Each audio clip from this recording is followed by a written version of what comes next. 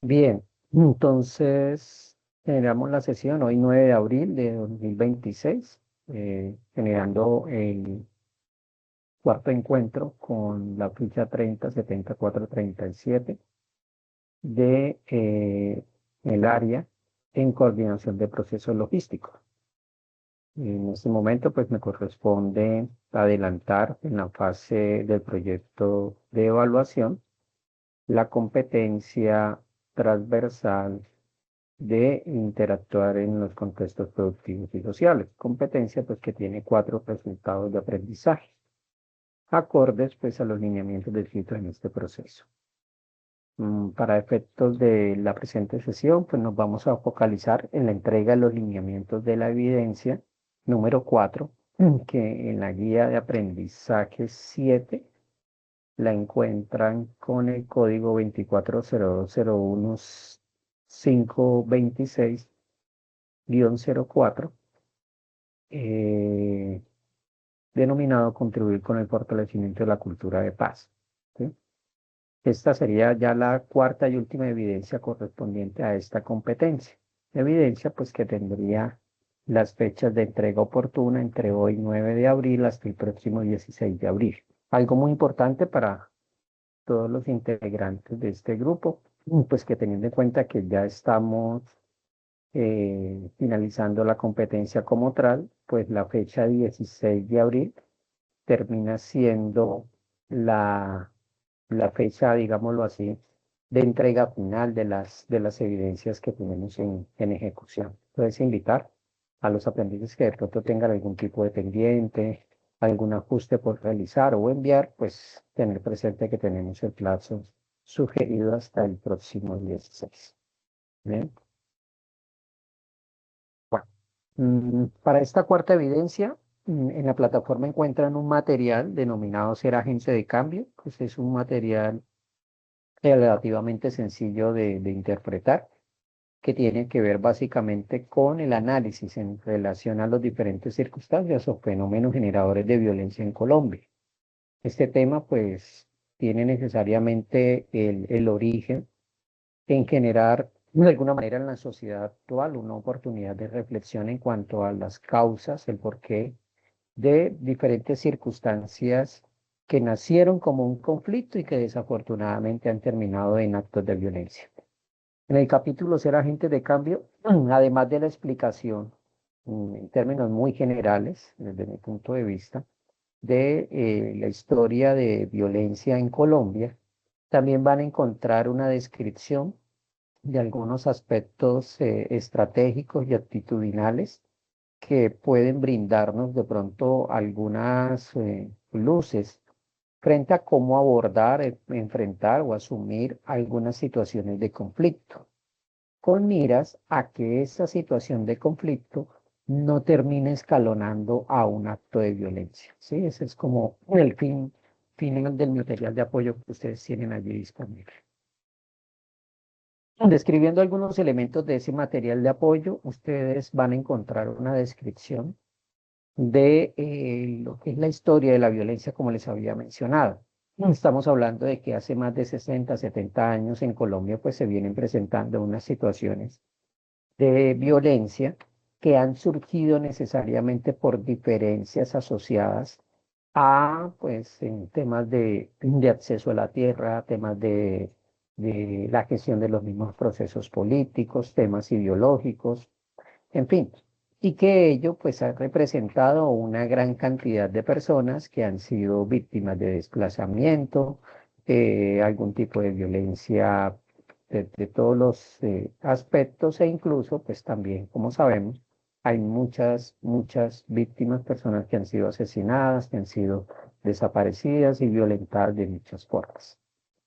Ello pues se remonta hacia los años 58, 78, donde, según la historia, pues se presentan unas diferencias bastante particulares frente a unos requerimientos de una comunidad al gobierno para la generación de unas oportunidades de vías, de construcción de vías, de algunos recursos para temas de educación y demás, y que al parecer esos requerimientos no fueron tomados de la mejor manera por los gobiernos de turno y eh, digamos que la acción contraria a esa solicitud fue la presión y digámoslo así, a posibles circunstancias de abuso por parte de las autoridades de ese entonces. Ante esa inconformidad, pues empieza a estos grupos de campesinos a organizarse y entrar en confrontación con los gobiernos y las fuerzas del orden de ese entonces. Ello pues es básicamente la raíz del surgimiento de lo que se conoce como algunas guerrillas hoy en día, las guerrillas de las FARC y también posteriormente la guerrilla del ELN. Estos actos, digamos que por una parte, ¿no?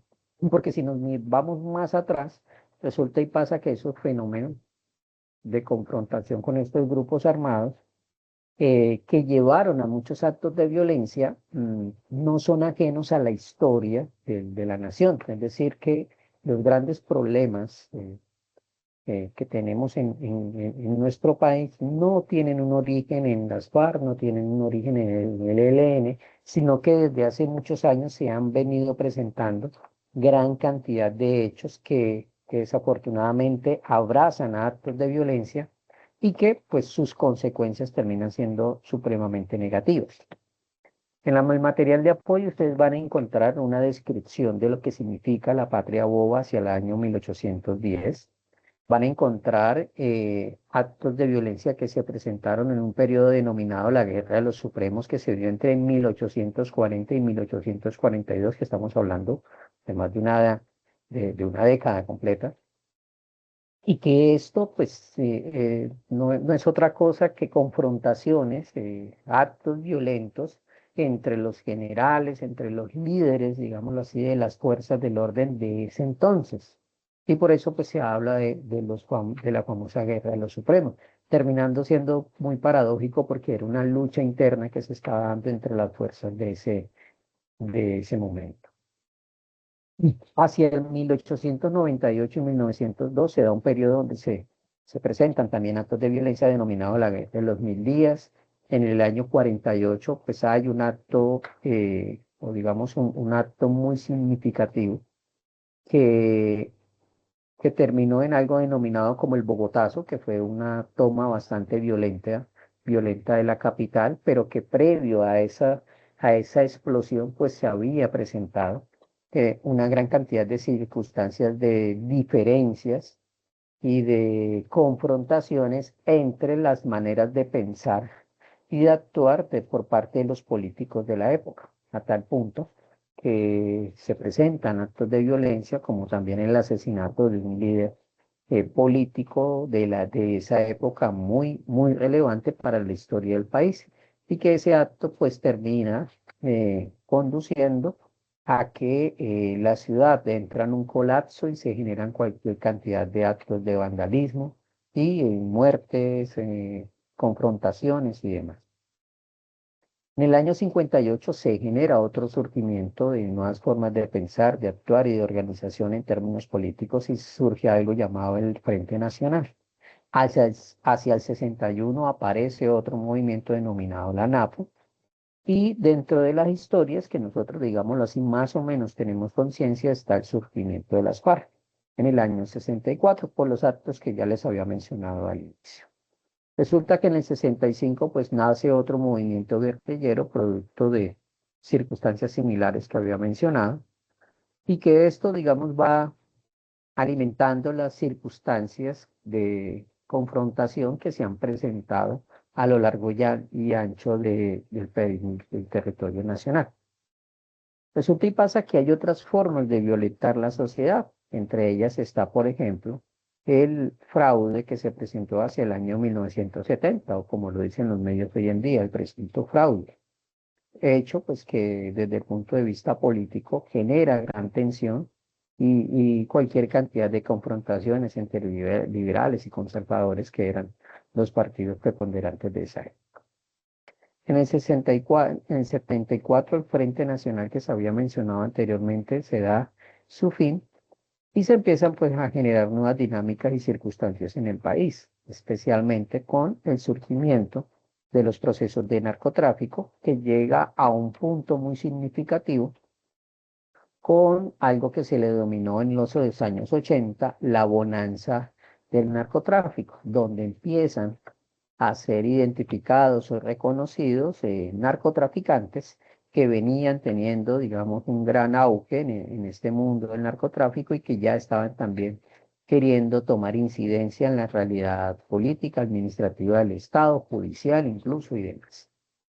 Por eso, pues se habla de la bonanza del narcotráfico y surge la figura del denominado Pablo Escobar, que era pues uno de los narcos que había logrado, digamos, tener una gran posesión en estos procesos, especialmente de exportación de los alcaloides a países como Estados Unidos y Europa.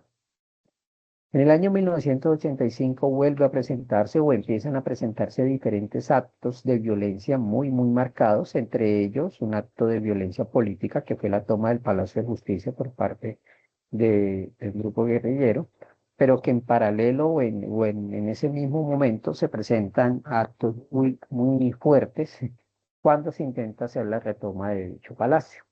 Por tanto, pues hay cualquier cantidad de evidencias y condenados de personas que a causa de que hubo personas que pertenecían al Estado en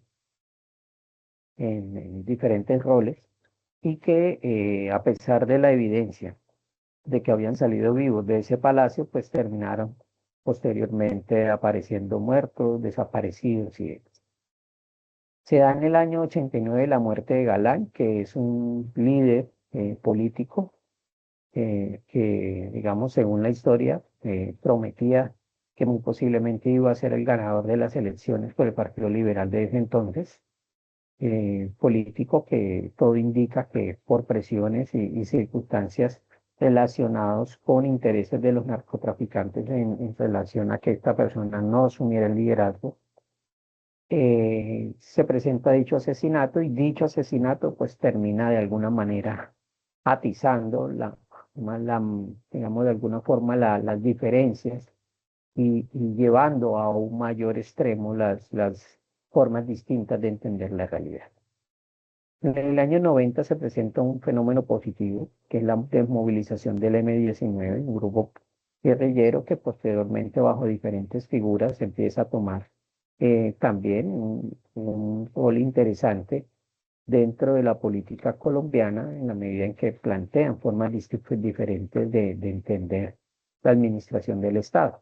Uno de los líderes de este grupo también fue asesinado, como fue eh, Carlos Pizarro, que representaba este movimiento y que en un momento también iba a aspirar a la presidencia.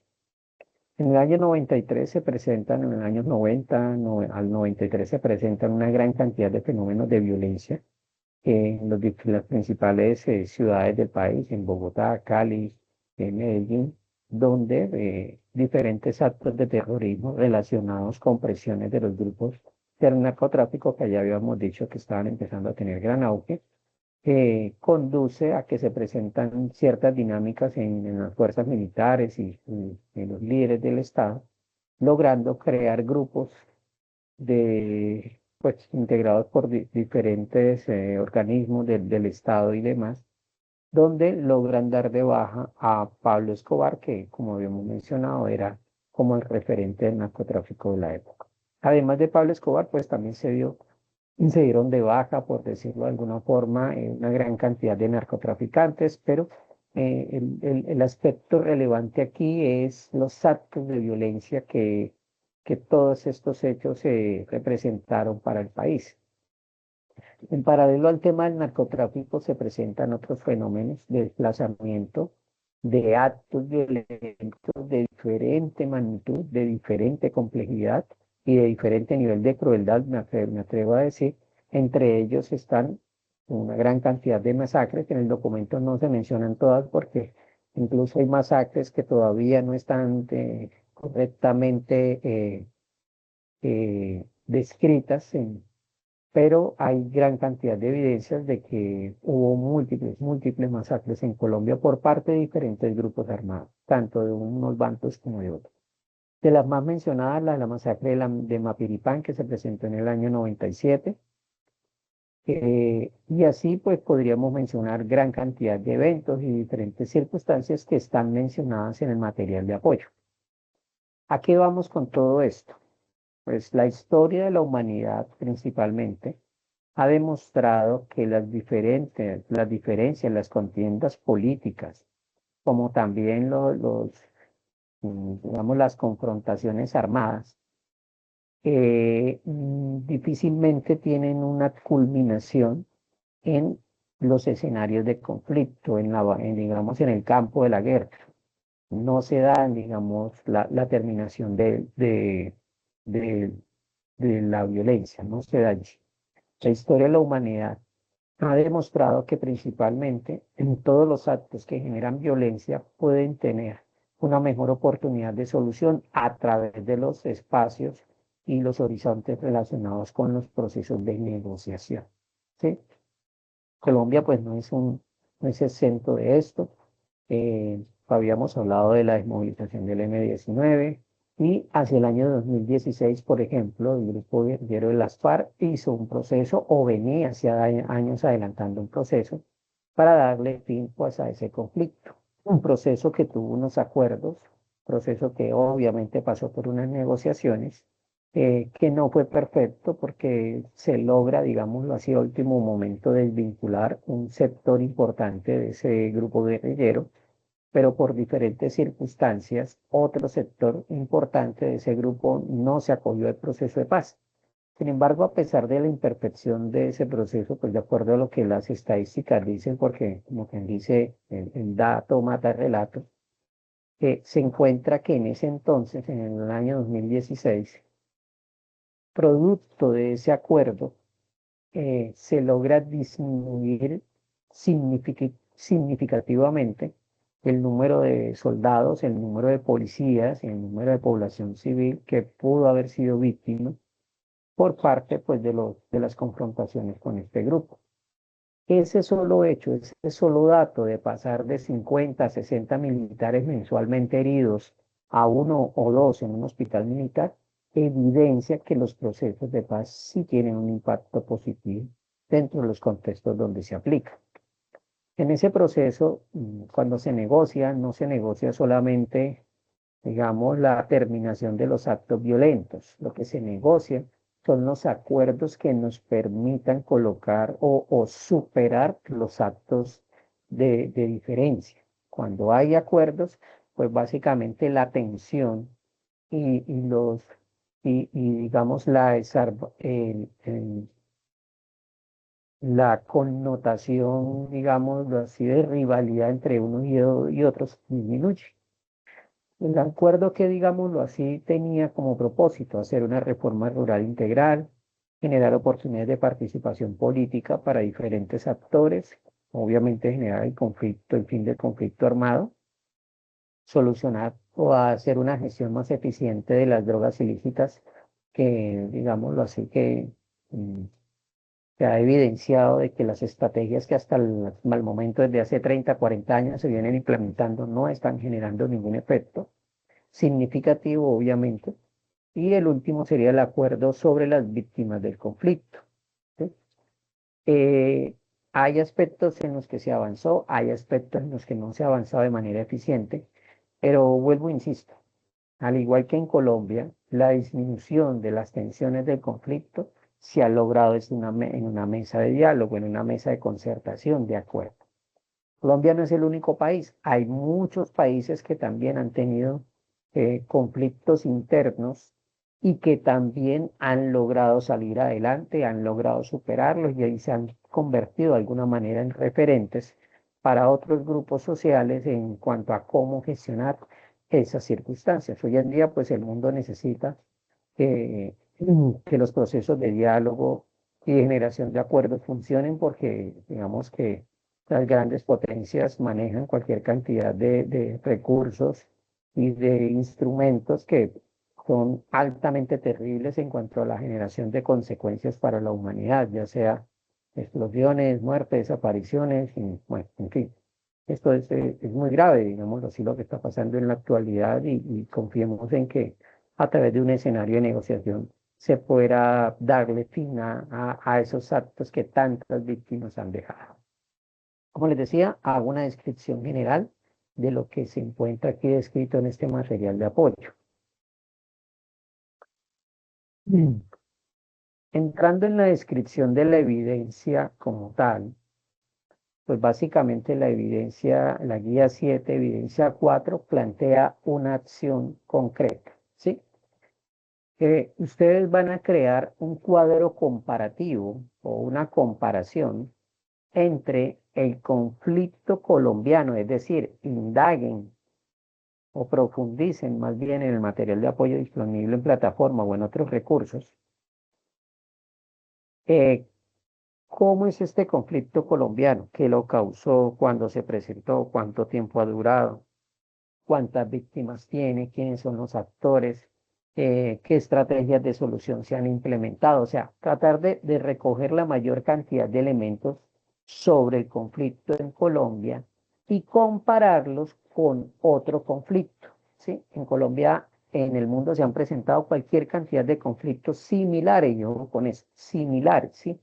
Lo que sucedió en Chile, lo que sucedió en Argentina, lo que sucedió en Sudáfrica, lo que se ha presentado en Alemania. Bueno, en fin, hay una gran cantidad de naciones que han pasado por conflictos similares. ¿Cuál es la idea? Que usted escoja a otra nación y procure hacer un cuadro comparativo, escogiendo por lo menos 5 o 6 criterios de comparación y obviamente pues presentar esa con claridad en qué se parece, en qué no se parecen y pues obviamente generar los resultados que sean fácilmente procesables de esa comparación que usted genera.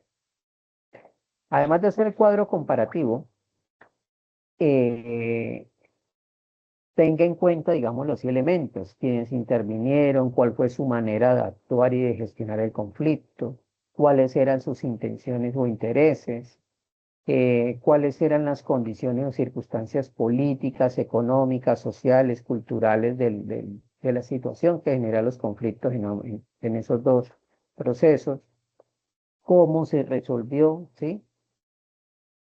Son como, digamos, ahí hay cualquier cantidad de criterios que les pueden servir a ustedes para hacer el cuadro comparativo.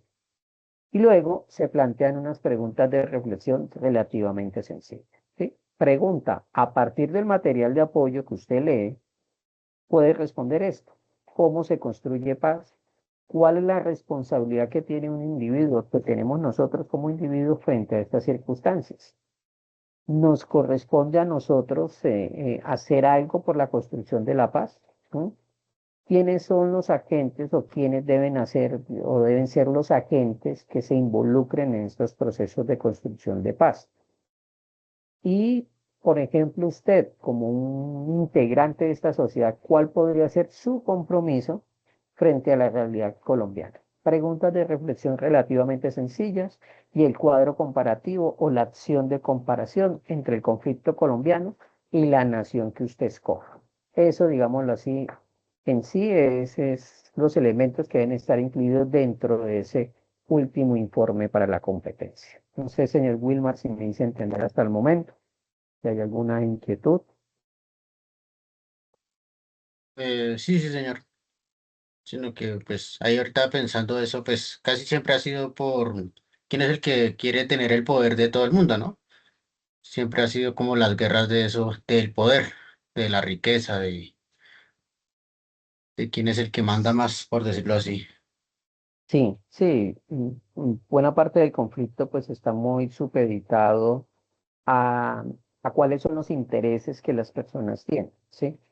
Eh, Caso puntual que es muy diferente, obviamente el conflicto colombiano es lo que está sucediendo actualmente entre Irán e Israel, o más bien entre Israel y diferentes naciones, porque pues hay muchos elementos de investigación que evidencian de que hay unos intereses muy particulares por parte de alguna nación en particular que está participando en confrontaciones con diferentes países y que esos intereses eh, son distintos a temas ideológicos, son distintos a temas religiosos, son distintos a cuestiones políticas y que están generando, digamos, mucha presión o mucho peso, tienen mucho peso eh, al momento de las acciones bélicas que se toman y que muchas veces son justificadas desde mi punto de vista con argumentos supremamente irracionales y argumentos que, digámoslo así, no son consecuentes con el acto, ¿sí? O sea, se han generado ataques, se han generado bombardeos, cuando uno dice esa acción. mm, de acuerdo a su argumento no justifica ese tipo de acción.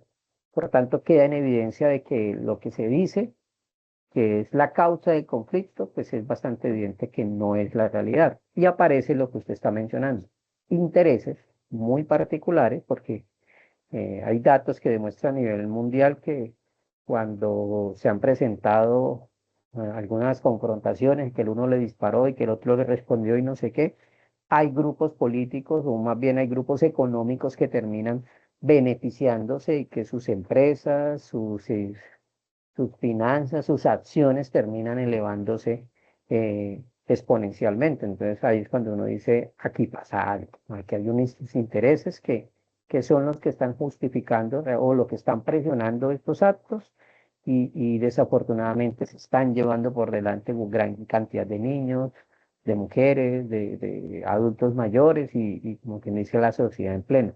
Y hoy en día incluso creo que hace 48 horas estamos hablando de la posibilidad de incluso la, el lanzamiento de una ojiva que sería catastrófico para la humanidad, teniendo en cuenta, digámoslo así, los avances que ya como sociedad deberíamos haber hecho, los avances como humanidad en relación a que tenemos mejores recursos para poder gestionar las diferencias y que terminemos en un escenario de bombas atómicas donde lo único que eso deja es víctimas hoy y décadas después. Sería como quien dice la evidencia de que como humanidad estamos fracasando en temas tan sencillos como el convivir. Y bueno, esperamos que eso se pueda solucionar y superar, pero que también pues nosotros aquí en Colombia tenemos nuestras próximas realidades, nuestras propias realidades, perdón, y que son también urgentes de intervenir. Nosotros, por ejemplo, lamentablemente, nuestras estadísticas de violencia son altas, pero no son altas por los fenómenos políticos, ideológicos.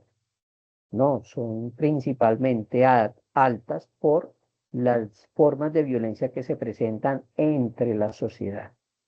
¿Sí? Entonces hablamos de algo tan paradójico como que el día más violento de Colombia no es el día donde se ha hecho la peor toma guerrillera o de paramilitares. No, los días más violentos de Colombia corresponden a los días de celebración del Día de las Madres, en primer lugar, del día, bueno, las fechas de Navidad, las fechas del amor y la amistad, el Día de la Mujer, o sea, momentos de celebraciones donde más violencia, riñas, peleas, e incluso heridos y en peor escenario hasta muertos, se han venido presentando. ¿Y qué evidencia?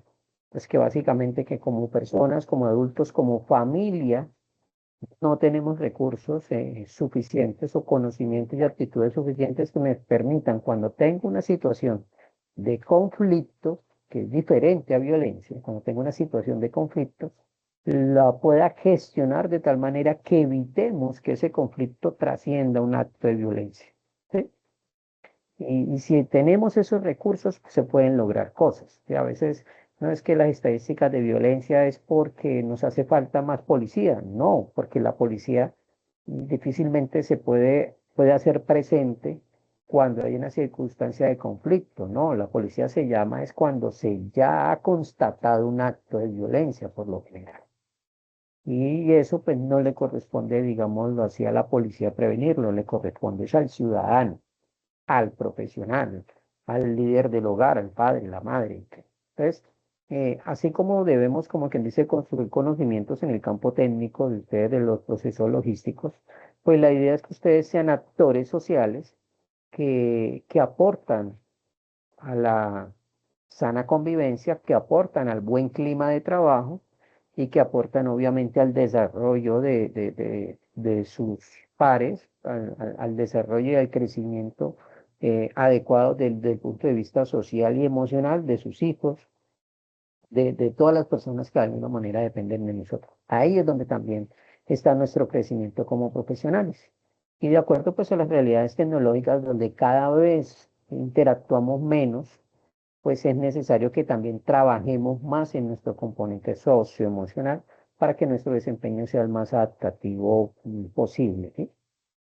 Bien, esta es como quien dice los elementos de la evidencia. Wilmar, quedo atento a requerimientos y bueno, lo único que les puedo decir como en esta última sesión es procuren colocarse al día, síganle colocando energía, disposición, porque ya ustedes van bastante avanzados en este proceso formativo y bueno, les deseo muchos éxitos en la culminación de este proyecto académico y obviamente que puedan alcanzar prontamente esas metas laborales por las cuales muy seguramente están motivados a inscribirse a este tipo de programas que desde el campo de la ingeniería industrial, de la administración de procesos, pues un campo, el campo de la logística les da a ustedes, eh, el- como quien dice, el acrecentar conocimientos esenciales en el desarrollo y en cumplimiento de las tareas de su puesto de trabajo. Entonces, no siendo más, agradezco la participación, la oportunidad de acompañarlos y les deseo a todos una feliz noche. Vale, muchísimas gracias. Igual, de verdad, uno se coloca a reflexionar mucho en esas guerras, todo eso lo que pasa en la sociedad. Hace poco, bueno, esta semana estaba mirando un video de Estados Unidos, de unas motos que son rápidas, allá como andan a alta velocidad, y que porque un carro medio se le metió al carril, ya empezaron la persecución a esto, y no, o sea, son cosas como que se pueden evitar, o sea, bueno, lo dejó, se metió ahí a las malas, pero bueno, frena un poquito y pues ya eso, pero porque lo pasó y ya empezó la persecución y todo eso, y se peleaban y Sí. todo eso, yo no, o sea, no. Sí, sí, y lo mismo a veces se presenta a nivel local, a nivel pequeño, pero también se presenta la misma circunstancia de diferencia, a veces la gente lo lleva a un nivel máximo. Por ejemplo, desafortunadamente, bueno, para mí, desde mi punto de vista, desafortunadamente en Estados Unidos, por temas legales hay libertad de acceso a las armas. Personalmente pienso que no todas las personas tienen el perfil psicológico y emocional para manejar un arma. Y de allí, pues, la gente puede acceder a armas supremamente peligrosas. O sea, usted puede comprar desde un revólver 38 hasta un fusil AK, no sé qué, con el cual usted pueda generar mucho daño. Y han habido personas que han experimentado niveles de ira que son, digámoslo así, desproporcionados y que, como sabemos en la historia, pues han terminado entrando a instituciones, a colegios, a escuelas y generar cualquier cantidad de víctimas. Lo mismo aplica para políticos que, como lo manifestabas, en el afán de cumplir ciertos intereses, terminan oprimiendo un botón donde se genera cualquier cantidad de víctimas. Entonces, sí es algo preocupante. Pienso en lo personal que, digamos, a veces uno escucha a personas hablar de que más colombianos deberían tener acceso a las armas. Pienso que no estamos preparados, que no tenemos la formación para No, eso. no tenemos la Eh, mentalidad porque somos muy impulsivos. Exactamente, no hay condiciones para esto y creería que en vez de ayudar a disminuir los actos de violencia, los acrecentaría de una manera exponencial. Nosotros en Colombia todavía somos una nación que tiene mucho por sanar. Obviamente no hablamos de la misma cantidad de víctimas de los años 90 en cuanto a consecuencias del conflicto, pero todavía muchas personas de esa época que fueron víctimas de alguna manera todavía no han podido sanar esas heridas, porque son cosas terribles, atroces que les sucedió y que desafortunadamente siguen manejando todavía rencor, como quien dice, la necesidad de venganza, o sencillamente no han podido obtener una respuesta del por qué y qué fue lo que pasó a su familia, a sus hijos, a sus hermanos, a sus padres. Entonces, nosotros como sociedad todavía tenemos que trabajar, reflexionar mucho y mínimamente pienso que como profesionales y si en torno a mi grupo de influencia hay una persona que de alguna manera sé que fue víctima y que mucho de lo que hace, dice, lo que no hace o lo que no dice, puede tener una raíz ahí en las consecuencias de esa violencia, pues mínimamente debo ser un actor social que contribuye a generarle mejor condición de vida, ayudarle a que convivan mejor. O en mi caso, o en nuestro caso, que seamos personas que sí, viví cosas violentas, pero creo que tengo derecho a vivir en paz, porque digamos, la paz está muy relacionada con la salud mental. Bien, entonces, señor Wilmer, le agradezco la participación y bueno, le deseo una feliz noche. Vale, igualmente, muchas gracias. Feliz noche. Gracias.